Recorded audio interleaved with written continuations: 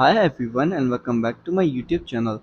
So guys, today in this video I'm gonna tell you how to fix iCloud backup not working in iOS 17. So guys, if iCloud backup is not working on your iPhone running iOS 17, there are several steps you can take to troubleshoot and resolve this issue. So in this video I'm gonna tell you how to fix this iCloud backup not working issue after iOS 17. First of all, you have to check your iCloud storage. Make sure you have enough iCloud storage space to complete the backup. Go to your settings, then tap on your profile, then tap on iCloud and manage storage to check your available then manage storage to check your available storage and see if it's sufficient. If it's nearly full, you may need to upgrade your iCloud storage plan or manage your existing backup to free up space. After this, then you have to insecure iCloud backup is enabled. Confirm that your iCloud backup is turned on. Simply go to your settings, then go to your settings, then go to your uh, Apple ID and tap on iCloud. Scroll down and tap on iCloud backup and see if it's enabled or disabled. If it's disabled, then simply enable it.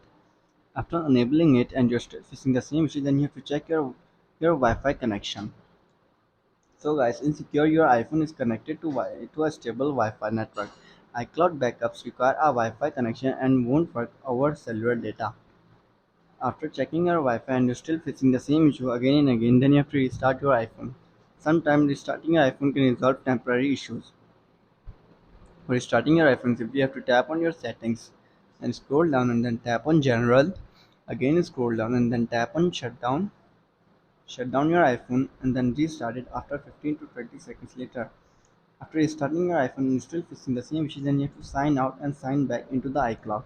Try signing out of your iCloud account and then signing back in and see if issue solved or not. If it still doesn't solve, then you have to check your date and time settings. Ensure that your iPhone date and time settings are set to automatic.